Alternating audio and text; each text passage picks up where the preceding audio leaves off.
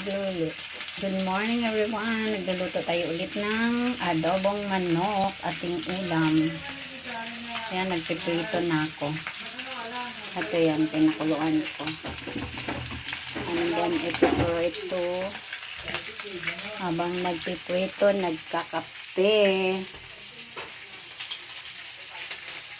Ayan, pakita ko may pagkaluto. Thank you for watching. Ayan, hanain na natin. Pwede na yan.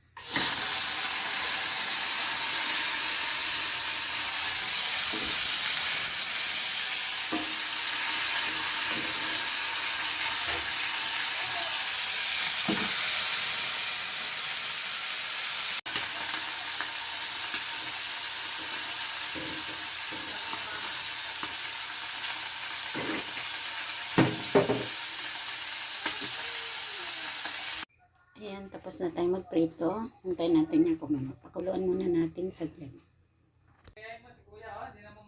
Ayan na ang ating adobo. Ulam, tapos na. Ayan na siya. Hindi ko siya pinatuyuan masyado kasi kailangan ng mga bata pangbahog sa kanin ang sabaw.